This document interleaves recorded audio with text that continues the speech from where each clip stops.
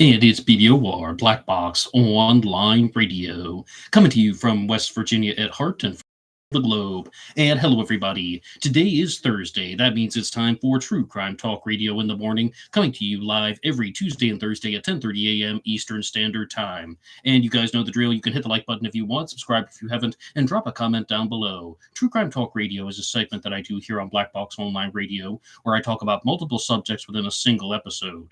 And I am your host, Black Box Ned. Now, as many of you know, we no longer are able to say good morning to the fox, unfortunately. So, for the time being, gonna have a few replacements coming in and out. Starbucks. I guess we can call this one Starry or something like that. But coffee is coffee, and continuing onward. And it looks like we have a couple people here in the chat. We have Charlie Don't Serve. Hey, good morning to you, Charlie. And Calpoke saying good morning, everyone. How's everybody doing? And I just want to remind you guys that you can get this program anywhere you get your podcast, Spotify, Apple Podcasts, iHeartRadio. It's all available there under the names Black Box True Crime and Black Box Podcast. Dr. Casbah is here. Good morning. Hey, classic Chevy Cat. All right, everybody's coming on in. Welcome to True Crime Talk Radio in the morning. I would like to start with the Crime Talk bullet points, something that I'm going to do regularly on these Tuesday and Wednesday segments. And they come to us from the show, Crime Talk. And the first one is that you do not need a degree to know everything. You do not need a degree to be perfect. You don't even need a degree to compose a very strong opinion about something. Because I was listening to the show Crime Talk, which is hosted by Scott Reich, who's a practicing defense attorney, and what he brought up is that some people might think that you can't talk about certain things like the law if you're not a lawyer. But just because somebody is a lawyer, for example, that doesn't mean that they've been a lawyer for very long. Or what some people do is they might get a law degree and then they don't ever actually practice law. They might even pass the bar and they don't actually use it directly. They might get that for a different aspect of their career. So just being a lawyer doesn't mean they have experience being a lawyer. They just did that for professional reasons. And he also pointed out that as a lawyer for 30 years, he encountered paralegals that had a higher understanding of the law and could compose more articulate and well-constructed legal opinions than real lawyers themselves. So just because you don't have a degree in something does not mean that you cannot try to understand it. Because I encounter this all the time. I talk to you guys about true crime every single day here on Black Box Online Radio. I'm not a criminologist. The majority of you in the comments section are not criminologists. I talk to criminologists. I've been in interviews with them. I've had them on the show. Sure. And I try to read their books and I try to understand what they're saying. But I don't have any degree in that field. I talk about psychology. I'm not a psychologist. And I also have some types of curiosities for this subject. And I think that we have to just be clear. As long as you are not misrepresenting yourself, you can try and evaluate the information. Otherwise, it just turns into a type of belief system that is almost like a 21st century religion. And I don't mean that lightly, where somebody once broke it down, where some people are abusing the word science. They're saying you have to trust the science. But there might be this scientific issue that I want to dispute. And they're like, are you a scientist? And it's like, well, no, but I think that this is wrong. Oh, you're not a scientist, so you can't talk about science. Oh, so I need to trust the science, but only the people who can talk about science are scientists. That sounds more like a belief system.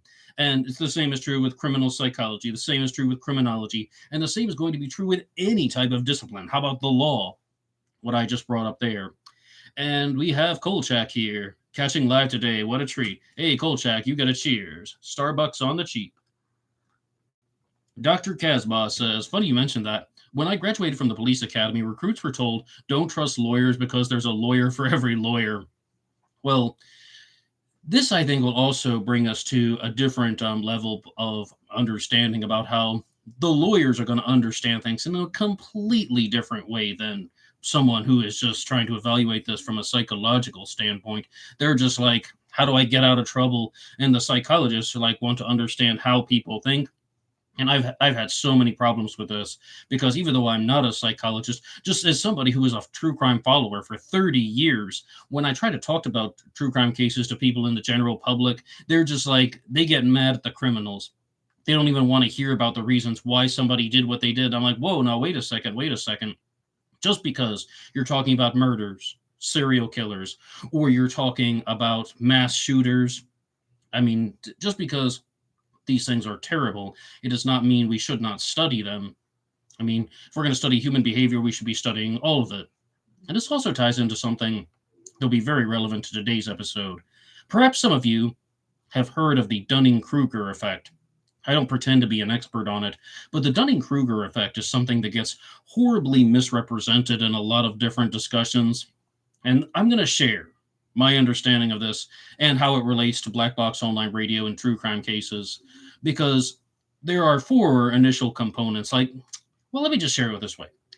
When people talk about the Dunning-Krueger effect, you might hear something like, oh, that means if you think you know something about a subject, you actually don't know something about the subject. And I don't necessarily like that at all. This is how I understood it after reading up on it.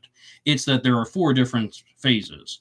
The first is the peak of enthusiasm. It's when you start learning things about a particular subject, and then you think, wow, I really understand what's going on. Then you learn that you've actually only scratched the surface. You only got to the tip of the iceberg. There's a lot that you don't know. So then your level of awareness goes down, and it goes down to what's called the valley of despair. You're like, holy crap, I really don't know as much as I thought. And then as you begin to actually learn about the subject, then it's like, that's called the slope of enlightenment. And then once you've actually gained a strong understanding of that subject, it reaches the plateau of sustainability. I absolutely experienced this on Black Box Online Radio because back in 2019, I was really trying to put out the show regularly. And I really shifted from only talking about unsolved mysteries to also talking about stories of serial killers and focusing on the psychological aspects. And even if I wasn't talking about a true crime story that day, like maybe I was talking about a conspiracy theory or something, I said that my rule is one true crime program every day. I called it like my mental exercise. It's almost like brain food, one true crime program every day. And over months and months and months and months, I began to notice patterns and trends and similarities. And I was like, wow, I am becoming an expert on this. I said that to myself all the time. Then about November of 2019 hit, and I was just receiving all of these types of negative comments from people who were just like, you don't know what you're talking about for all of these reasons. And I almost even thought about quitting the true crime world altogether. And that's when I had that moment when it's like, oh, I am not an expert. I'm just somebody who's watched a bunch of shows for about 11 months. As I said, though, I mean, I've been a lifelong true crime follower. So I had that moment where then, slowly I had to try and actually learn and digest the material over the last 5 or 6 years. And I don't pretend to be an expert on anything right now. I am just a true crime follower like anybody else.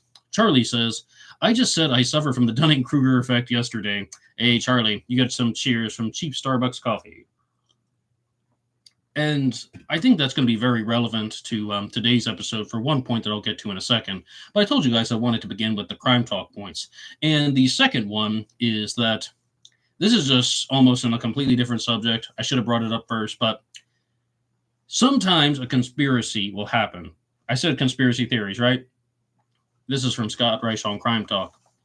Sometimes a conspiracy will happen, and to avoid punishment, you have two options. Like, say, for example, two or more people are involved in a criminal conspiracy. Two or more people are hiding the truth for an illegal reason. How do you get out of it? Number one, you walk away and you play dumb.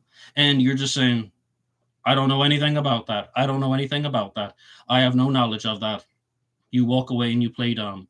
The second is, if you don't walk away, then you just have to stay where you are. And then once you get the chance, make the break for it and shout from the rooftops that, hey, this is what's happening. Almost like being an informant. You either play dumb or you're the informer. And some people might think, no, you should never rat on anyone. In your personal life, mostly. But in terms of like criminal liabilities, play dumb or be the informer, and then the people who are actually trying to orchestrate the criminal operation would take the fall. That's just the second point. So I shared some things though about my understandings of the true crime world, and this is very relevant to how we're going to get to some more of the substance material for today's episode. And Cowpoke says, the more stuff I read and watch, the more I realize how little I actually know about unsolved mysteries. Absolutely, Cowpoke, especially the ones that I talk about on BBO Bar, like the Zodiac, Jack the Ripper, and DB Cooper. Absolutely, I have that experience. But with the channel, I realized, during that time when I was kind of on the downward slope, going to the valley of despair, that, I'm doing this true crime channel. And perhaps if I am going to be some type of true crime vlogger, I should actually talk about some of the famous true crime cases. Yeah, I talked about the Zodiac Killer a lot, and I did one episode about Jack the Ripper back in 2019. But at that point, I was like, all right, I'm going to talk about some of the famous stories such as John Wayne Gacy, Ted Bundy, and Jeffrey Dahmer. And I did multi-part series all through the winter and fall of 2019 on those three serial killers. And that's really going to bring us to where we are today, because giving a shout out to Batman66, who provided me with this. This is the Time Life Collective that I reference in a lot of Black Box Online Radio episodes. And there is a story in there that I was discussing recently, and that is the case of Dennis Neilsen, who was a serial killer known as the British Butcher, also known as the Kindly Killer. And I really found, though, that, like I did my multi-part series on Jeffrey Dahmer in 2019, but I always come back to him because he's one of the most famous serial killers to ever be discussed. So when I pulled up the story of Dennis Neilsen, and I did my episode about that about 2 weeks ago on Black Box Online Radio, I noticed that there were just countless similarities between Dennis Neilsen, the British Butcher, and Jeffrey Dahmer, who is known as the Milwaukee Cannibal, the Monster of Milwaukee, and just very, very horrific serial killers. So I decided to just explore some more content just by chance. I found this show called I Could Murder a Podcast, and it's a fairly well done presentation. And they had a Jeffrey Dahmer episode, and by chance I decided to listen to that earlier today. What did they say? It's quite shocking that more people aren't talking about the similarities between Dennis Neilsen, the British Butcher, and Jeffrey Dahmer, the Milwaukee Cannibal. People are catching on to this, and people are becoming much more aware of this, about how it's not necessarily that there's any link between these two serial killers. One was operating in Great Britain, and one was operating in the American Midwest. But very, very similar types of behaviors, which we're going to go through one by one, because I realize that this is something that's going to warrant a much bigger episode. Jeffrey Dahmer is very famous for being a cannibalistic serial killer. He is very famous for holding on to the body parts. The famous things about Jeffrey Dahmer is that he claimed that he murdered his victims because he didn't want to lose them. He wanted them to stay with him. He wanted them to just be with him as long as he could. And ultimately, he had to get rid of their remains. He cannibalized some of the remains. He also used a type of homemade mummification process to preserve certain parts of the remains, but he really just wanted the victims to stay with him. With Dennis Neilsen, the British Butcher, everything that I've read about him is a little bit different. He actually just wanted to use human body parts as companions. That's why he's called the Kindly Killer. And he would do things like putting the victim in a chair and just like he's talking to a dead body. But really quite simple. Number one, both of these serial killers were homosexuals. Both were attracted to men. Number two, both of them explained that it was a terrible experience being a homosexual during the later part of the 20th century, because it just was not widely accepted. And Dennis Neilsen actually had a falling out with his brother, even for just making comments about a movie that was on TV where it sounded like he was justifying homosexuality, and he never spoke to his brother again. And both of them really described that, where Dennis Neilsen openly said that it was traumatic. Having those feelings and those types of attractions was a traumatic experience. And Jeffrey Dahmer said something very similar with different words. The second one is, both of them had severe problems with alcohol. Now, with Dennis Nielsen, he would describe sort of his destructive alcohol habit and that was that he would like to get drunk and listen to the record player. And again, he has this infatuation with the record player because it's very mechanical. And I think that they're talking about it's almost as if what we call an objectum sexual relationship, where he has some type of arousal. Oh no, none of that was stated in the sources. That's just a possibility that I am proposing.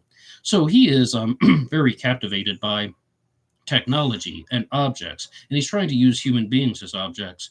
But both of them had very severe problems when it came to drinking, and this ultimately led to both of their downfalls.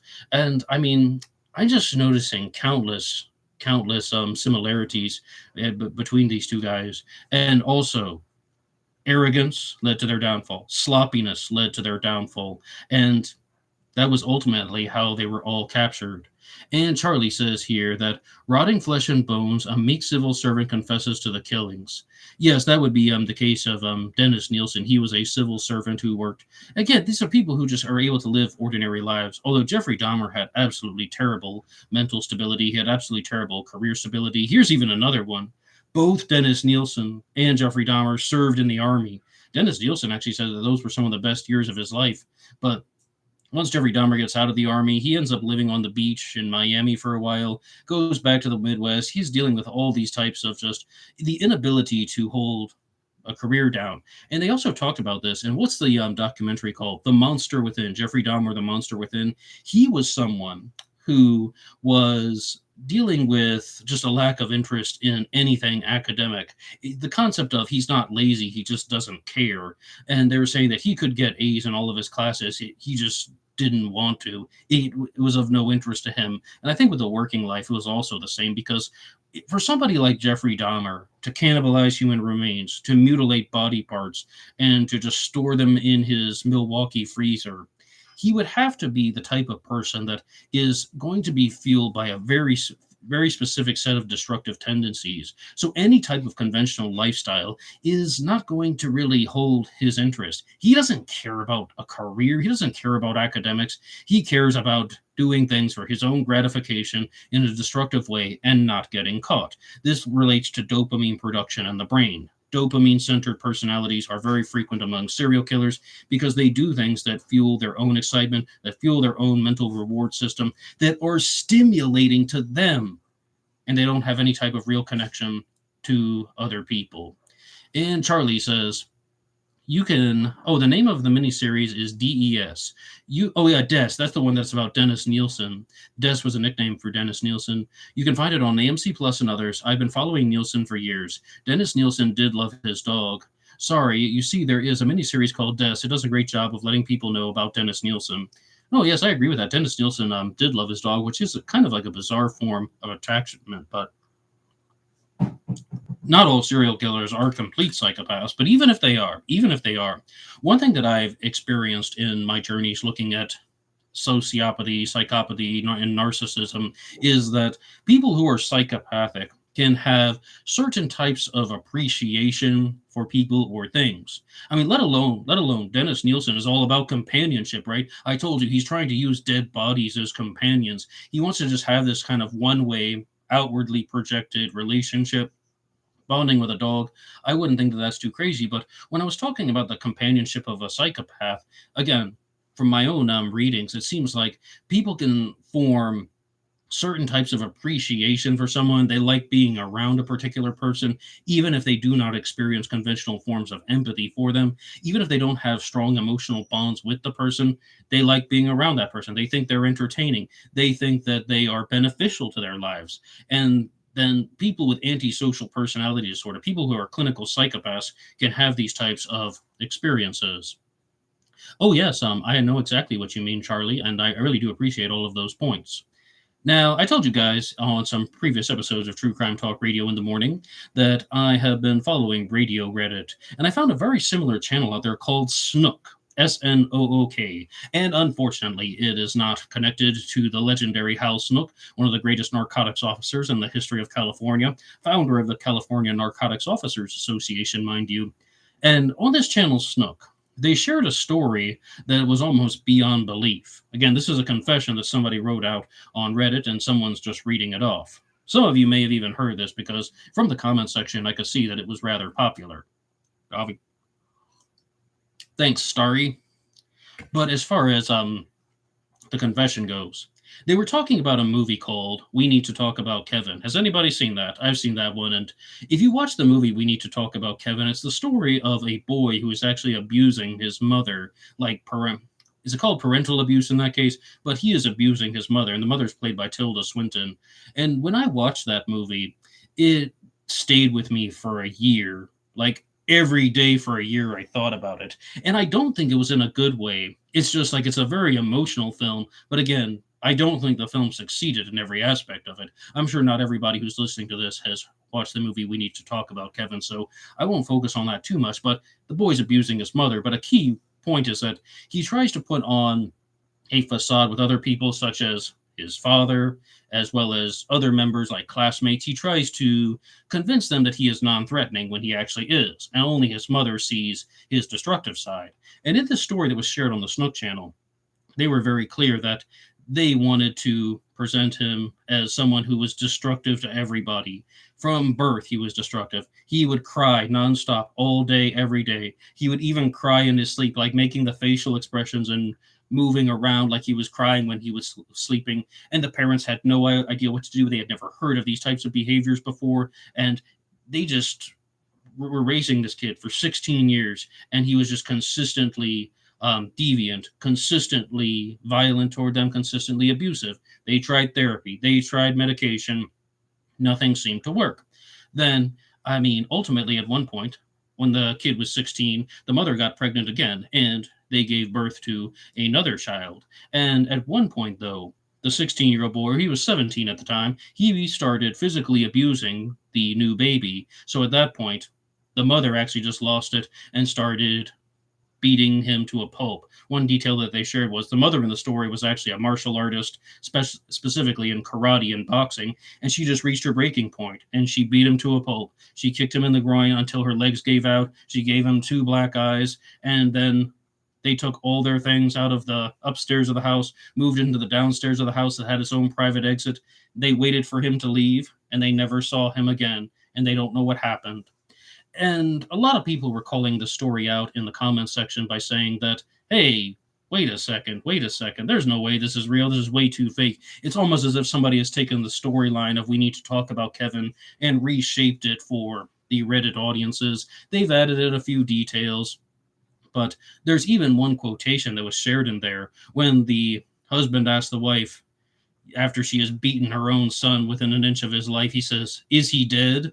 And she just says, "I sure hope so." And Charlie says this was on Reddit Radio. Charlie, it was on a channel called Snook, and Snook, and they just one of the Reddit confessions. A lot of their videos have similar titles, so I'm not sure the exact if you could even find it, because again, very very similar titles in all those Snook videos. All right, so then they nearly kill their own son, and they're just saying, "I hope he's dead." Even if this story is one that is not necessarily 100% accurate, what would be the proper set of evaluations? Number one, it sounded to me like I was extremely reminiscent of the story of January Schofield, who was the youngest person to be diagnosed with schizophrenia. And when they talked about how their son was just completely and consistently violent, emotional, nothing was working, they couldn't control him, and he's doing all these abusive things. I don't know about you guys. When I hear that story, it sounds like that could easily be early onset schizophrenia of some kind or some other type of extreme mental illness. And I would also really wonder why the parents would let it get to that level for 17 years when they could have institutionalized him, especially if he actually was physically abusing the daughter. They could have just called the police and told them what was happening, gave it his history, and he could have easily have been institutionalized at the age of 17. So that's one point. And the second one is just that there are so many alternatives, though, to dealing with these types of abuse and so on. They could have sent him to military school or something like that. And yes, I'm fully aware that that story might be fabricated, that some people might be some making this stuff up because they would just want to get attention, or they want to fool people and they want people to think that their story of true crime is actually real. But with that one though, that just seemed like the kid would have been somewhat of a victim in the sense that he's clearly dealing with some types of emotional trauma, mental illnesses, and the parents just aren't taking it seriously.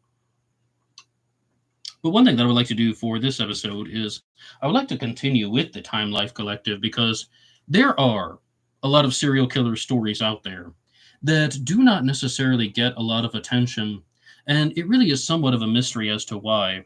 There's a fascinating book called The Ninth Victim by David S. Berman that talks about some of the reasons why people might not focus on certain serial killer stories, and it really gets into the interlocking nature of how these crimes could be connected, and how there could be things like, for example, John Wayne Gacy may have gotten away with his crimes for so long because his victims were connected to a prostitution ring that was also used by high-ranking politicians as well as members of law enforcement and so on. So they tried to keep that under wraps. That's the subject of the documentary Boys for Sale.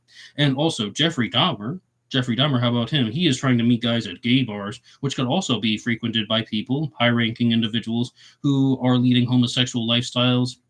And they wanted to downplay this as well because of the interlocking nature of, well, it relates to how and where these gay bars are located, connected near to highways. People are sneaking out and trying to go up from Chicago to Wisconsin, and they're trying to get away with it in that regards. But there are absolutely more vicious serial killers out there that really don't get talked about a lot. And I just shared my episode on Dean Corll the Candyman, and on a recent episode of Zodiac Monday, I was talking about the scorecard killer. Absolutely ridiculous story. Oh, and Angry Magma is here who says hello. Hello to you too, Angry Magma. You got cheers from Starry. But when we look at certain cases like the Bayou Strangler as well, way more victims than a lot of other serial killers. I just think that it really becomes bizarre about how and why they choose to present these stories. They might be using people like Jeffrey Dahmer and John Wayne Gacy as fall guys or distractions from the types of sex rings that are happening, and you can read more about that in The Ninth Victim. I'm starting to get to the point where I think that that is a defendable hypothesis. Now, in the Time Life Collective, maybe you can see this here. This is a guy named William Hirons, and I think that William Hirons is kind of a weird person to include in this serial killers edition of the Time Life Collective, because did William Hirons actually commit the murders that he was accused of? William Hirons was the lipstick killer, and it says when William George Hirons was arrested for burglary on June 26 of 1946, his classmates at the University of Chicago were shocked. The 17-year-old sophomore was a good student and regular churchgoer, and though he was shy. Now, one person who absolutely disagrees with I gave it away. With William Hirons being the lipstick killer is Steve Hodel. He believes that his father, George Hodel, was the lipstick killer. Now, this is what I've heard about William Hirons. And you can challenge me if you want in the comment section. Was he the lipstick killer? No. By Steve Hodel's research, he shows that William Hirons was actually tortured into confessing to being the lipstick killer. Even like they put ether on his testicles and so on. Sounds terrible. But the reason why they chose him as the fall guy for the lipstick murders is because he was someone who committed the murder of a different person during a botched burglary, and they just wanted to close the case, and the real killer got away. Some people think the lipstick killer went southwest to Southern California and went on to commit the Black Dahlia crime. And again, Steve Hodel talks about this a lot. There are a lot of theories out there. William Hirons spent 65 years in prison, though, for the lipstick murders, always maintained his innocence, but maybe he actually did something to deserve to be behind bars. Who do you believe at this point? And these crimes happened in the 1940s. Earlier today on Black Box Online Radio, I released a short about Peter Curtin, who is the vampire of Dusseldorf. And I find that Peter Curtin is a serial killer who, again, might even be more vicious than some of the ones that are widely discussed. Yet I think that Peter Curtin only comes up in the true crime circles that really get under the surface. Peter Curtin was the vampire of Dusseldorf. Yes, he did drink the blood of some of his victims, but he would also stab them. He would also just eviscerate the bodies. He would set them on fire. And he was the type of serial killer that had the escalation in violence that is very normal. Because with Peter Curtin, he would start out by committing crimes like stealing, burglary, and arson. Setting fires is a very common tactic among serial killers. And Classic Chevy Cat says, "Great topic, Ned. I'm learning and brainstorming an idea for a novel." And well, Classic Chevy Cat, as I understand, you were writing a novel that was based on the Zodiac Killer, correct? How did that one turn out? I believe we discussed that last year in the chat here. Please share anything you want in the comments section down below. But with Peter Curtin, though, he had this obsessive fascination with blood. And it even got to the point where he was caught and convicted, and he was about to be executed by guillotine. And he made the haunting comment that he wanted to hear the blood come out. He's saying, "After I'm decapitated, can I still hear? I would like to hear the blood squirting out of my neck." Something to that effect. And bear in mind, Dusseldorf, he is saying this in German, so no matter what you hear, it is going to be a translation. Now, the murder castle. Where do we begin? H. Holmes. Doesn't this guy look like Jack the Ripper? Maybe he was. H. Holmes is another example of somebody who perhaps was an extremely sadistic killer, an extremely deviant and murderous mind. However, H. Holmes is also somebody that you will only hear about when you get into the under the surface of the true crime world. I really don't even think people in the general public would know that much about H. Holmes. But of course, we have Jack the Ripper, the Fiend of Whitechapel. And every Wednesday here on Black Box Online Radio, I do a segment about Jack the Ripper. And I'm not going to lie to you guys, I'm pulled into that world and I don't think I'm ever getting out. There are just so many resources that have been written about Jack the Ripper. But you'll notice, though, that in this picture, you don't actually see any illustration of Jack the Ripper. You see some poor people on the streets of Whitechapel. And when I was watching the most recent Q&A session that was done by the Jack the Ripper Tour YouTube channel, the host of that program, Richard Jones, stated the reason why he follows the Jack the Ripper case, or the service that he believes that he is doing by sharing Jack the Ripper related content, is it highlights the problems that have been associated with the poverty of Victorian England at the time. Like, what was Queen Victoria's reign of activity? 1840 to 1900, right? In the Victorian era, there's just this extreme divide between the rich and the poor, and people were living in horrendous conditions. And one thing that can come out from studying stories of serial killers is what? History, learning about the historical consequences of things and the actions and how people were living at the time. And once you have exposure of those problems, people can recognize that this is a type of darkness and a type of terrible situation that we don't ever want to recreate again. When it comes to the actions and behaviors of serial killers, I think the same stuff. That's why I said I would have these conversations with people, and you learn about the cycle of destructive behaviors and traumatic abuses that people would experience as kids, and how it shapes and affects and molds their personality to go on into adulthood. Now, with killers like Jeffrey Dahmer and Dennis Nielsen, it's quite possible that trauma may not have been the driving factor. With Jeffrey Dahmer, there might have been some type of underlying psychological element. We're talking about the way that his brain would have processed neurotransmitters, where he would feel rewards and stimulation for doing things that were extremely deviant. The stories of Jeffrey Dahmer are out of control when it comes to deviant behavior. For example, he would just get drunk at class at 8 a.m. He would do things like putting on performances in the hallway, just waving his arms around, shouting, "It's a hurricane drill." And he would do this partially for attention, but I don't really think that that's the case, because this is one point that I've shared before on one of the old episodes of Black Box Online Radio, and it's very hard for people who are serotonin-centered to understand dopamine-centered people. I'm a dopamine-centered person. We have 4 governing components of brain chemistry: dopamine, serotonin, testosterone, and estrogen. And serotonin-centered people do things for a collective excitement. Dopamine-centered people do things for individual excitement. So, as a dopamine-centered person, I want to know what you guys think in the chat. Have you ever experienced this? Sometimes I do things, and I'm not trying to make anybody else feel anything, even if I'm talking to them, and I'm acting around them. I'm only doing it for how I feel. And that's sometimes good, sometimes bad.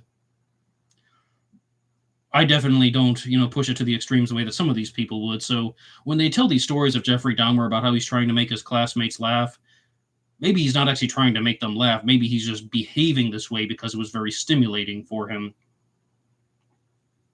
And ultimately, though, I think that this is going to tie into another factor that was described of Jeffrey Dahmer, again from the Monster Within documentary. Yeah, he does this weird stuff. He puts on his performances for his friends. Yeah, he does stuff like getting drunk in school. However, when he would talk to his teachers, he was extremely polite. He was extremely nice. He came across as someone who was a good student when he wanted to be. And one of the reasons why they let him get away with this stuff so long, because he just came across as such a nice, harmless person. Do you not see how someone could turn into a serial killer by behaving that way? They learn how to appear as non-threatening. Everyone in this book is probably going to be experiencing that to a certain extent. And Classic Chevy Cat says, the novel is loosely inspired by the Santa Rosa hitchhiker murders. Thanks for sharing. Yes, absolutely. And keep us posted on your book, Classic Chevy Cat. We would love to know. But as far as Jeffrey Dahmer's actions go, I think that's how people can learn to hide their destructive tendencies.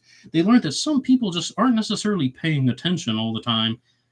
And this really is true. Like, people that have preconceived ideas about somebody, they're going to think, oh, this person's a nice individual. He wouldn't hurt anyone. He was the nicest guy in the world. Or even with women who are sadistic and abusive, people just don't suspect them, so they get away with stuff. Now, as far as the other stories here, Richard Ramirez, The Night Stalker, Gallery of Evil. Gotta have a read from this one. Murder is neither new nor rare. It has occurred in societies everywhere throughout history. Serial killing is not new either, but it is dramatically more common than it used to be. In fact, the term serial killer only entered the language in the 1970s. In the decade before that, there were perhaps 5 such slayers in the United States. In the 1980s, there were, by counts, around 90. Bullshit. Absolute bullshit. These numbers are ridiculous. The American numbers are telling, since the United States breeds far more serial killers and serial murders than any other country. Is that really true, or do we just have documentation of this? Okay, so you hear about serial killers like Dennis Nielsen and Jeffrey Dahmer, who are mostly doing things for this type of dopamine reward type of gratification. There are other serial killers like Gary Ridgway, the Green River Killer, who was very clearly targeting prostitutes, and he's having sex with them prior to murdering them. What about a power-assertive serial killer? That is where we can get to somebody like the Zodiac. Because does Jeffrey Dahmer not want control of his victims? Absolutely. He is drilling holes in their heads and pouring acid into them so he can have control of them. Don Spain is here. He says, hello, Ned and chat. Hey, Don Spain. With the Zodiac Killer. The Zodiac was described by the profiler Richard Walter as a power-assertive serial killer. And this is just somebody who wants to be in control of the situation. And there can be a sexual element involved, but the Zodiac is power-assertive. You look at the Lake Herman Road murders. The Zodiac really wanted to have the victims in control, to fire the gunshots, and to leave. He doesn't need to do anything to the bodies. He doesn't need to do this stuff like Dennis Nielsen, taking the body and putting it in a chair and having a conversation. Hey, would you like more coffee, eh? Probably would have asked for tea. I just happened to be drinking coffee. No, the Zodiac wants to just demonstrate that he has power over people. The Blue Rock Springs shooting is a little bit similar, where Darlene Ferrin and Mike Mageau were shot. If anything, the Zodiac did a very flimsy and mediocre job of maintaining power at the Blue Rock Springs shooting. But once you get to the Lake Berryessa stabbing, the Zodiac is acting as a power-assertive killer to the nth degree, tying up the victims but not torturing them, stabbing the victims but not excessively, telling some weird story to get them under control. Power-assertive killer, as opposed to a completely sexually motivated killer. So I think that this should really function on a spectrum, as opposed to just saying, oh, he's a sexually motivated killer, he's a power-assertive killer. It's going to be a spectrum where someone's going to be a little bit like this, someone's going to be a little bit like that. And ultimately, this is going to just be very telling. Andrew WVA says, I think the Zodiac love dominating the news headlines as well. That's just a different form of control, right? And Andrew, from my brother from West Virginia, nice to see you. But absolutely, that's a different form of control. Whereas somebody like Dennis Nielsen or Jeffrey Dahmer, they want to commit these crimes, but they want to do it in a covert way. They don't necessarily want attention because they want to conduct these activities within the confines of their own homes. And the Zodiac is absolutely not doing that. He's doing the exact opposite. He wants all of his crimes, even the unconfirmed ones, to the best of our knowledge, are outside in secluded areas. He sees people in vulnerable places, he exploits that, and he dominates them. Then he writes about it. So, hey, look at me, I'm destructive and powerful. Catch me if you can. This is a different type of power assertive relationship. After the Lake Berryessa stabbing, we get to the murder of Paul Stein, the Presidio Heights shooting.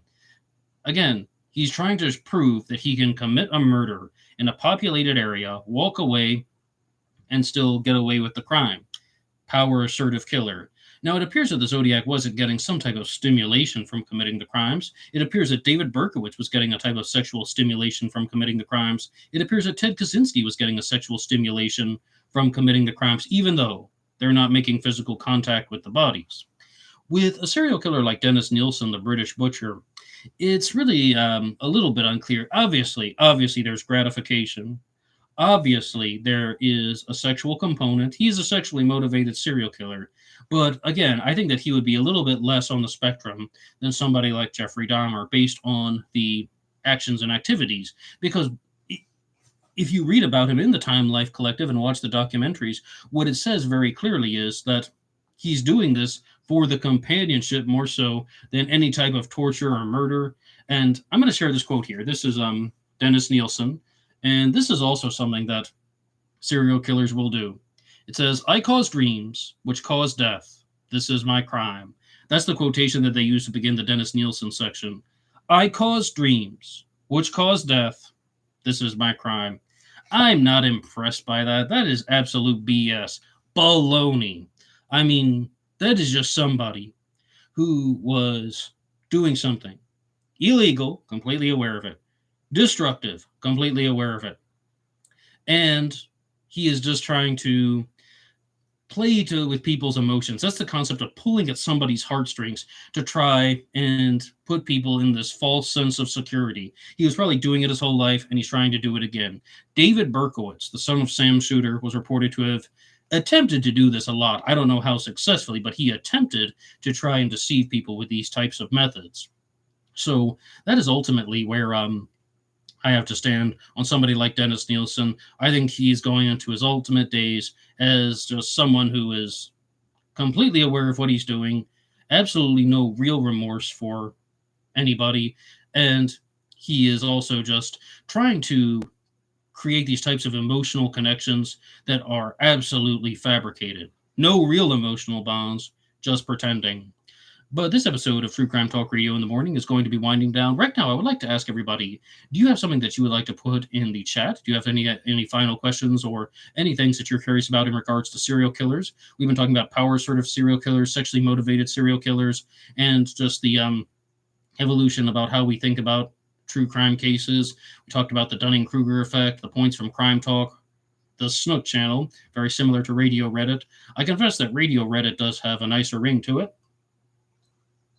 And welcome to Starry, another debut here on True Crime Talk Radio in the Morning. And one more time, you can get the show anywhere you get your podcasts. You can also get me on Facebook. My personal Facebook name is Ned Dahan. There is also a page for Facebook on There's a page for Black Box Online Radio on Facebook, and anybody can write the show at blackboxonlineradio@aol.com. And Andrew WVA says, Ned, have you had a chance to look at James Bigtwin's book yet? I've read the free sample that's on Kindle. James Bigtwin wrote a book called The Only Time Richard Got Angry at Me.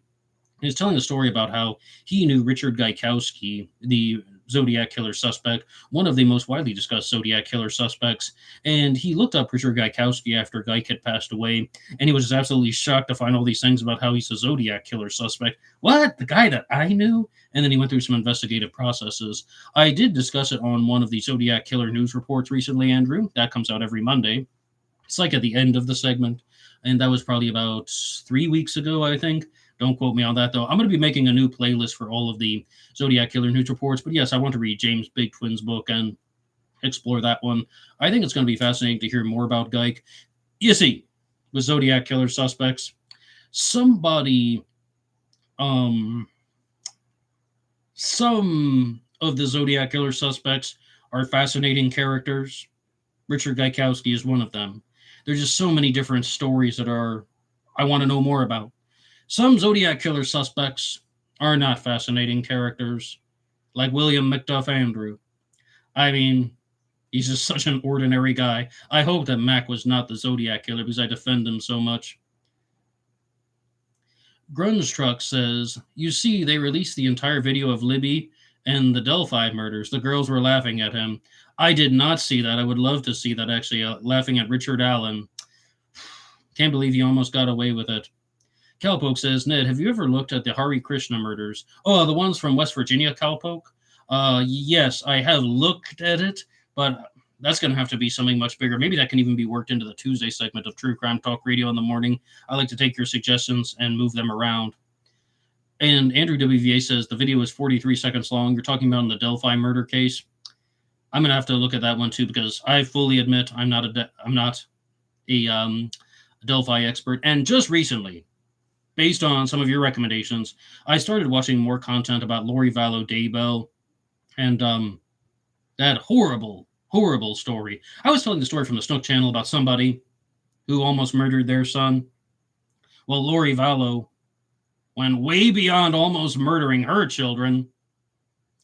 Absolutely ridiculous. Okay, well, guys, I will catch you on the next True Crime Talk Radio in the morning segment coming out on Tuesday. And tomorrow is Cooper Friday here on Black Box Online Radio. Going to be talking all about D.B. Cooper. So I will see you guys next time. You guys know where to find the show. Also, I forgot to mention Black Box Ned 88 on Instagram, where I release shorts and reels. I'll see you guys next time, okay?